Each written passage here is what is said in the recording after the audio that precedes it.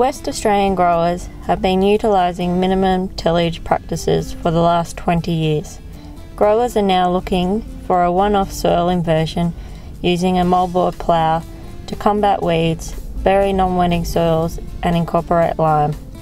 This video looks at the best and worst case scenarios when mouldboard ploughing soils. Best case scenario is that everything went well, plough setup was good, solved weed problem, increased yield up to a tonne.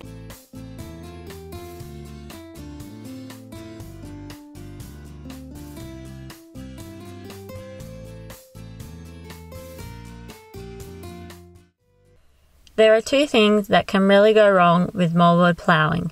Firstly, if the plough is not set up properly, the water repellent soil and weed seeds are not buried, therefore money has been wasted. When seeding into this poorly inverted soil, seeds may not germinate because the soil is not wetting up. This will cause poor crop establishment. Secondly, it is difficult to seed into recently ploughed soils. Seeds might end up sown too deep. This could mean you have to change your current seeding practices. The risk of wind erosion and moisture evaporation will be higher after ploughing because the soil is loose and there is nothing covering it. If wind erosion occurs when seeds are trying to establish, they can be damaged, reducing yield.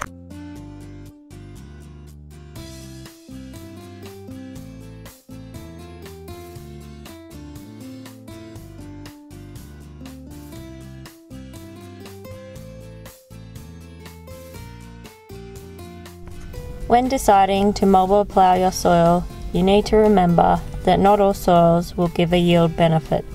To work out if your soil is appropriate, do extensive research and soil test to depth. Research is still continuing into this area, and this video should not be the only resource for decision making.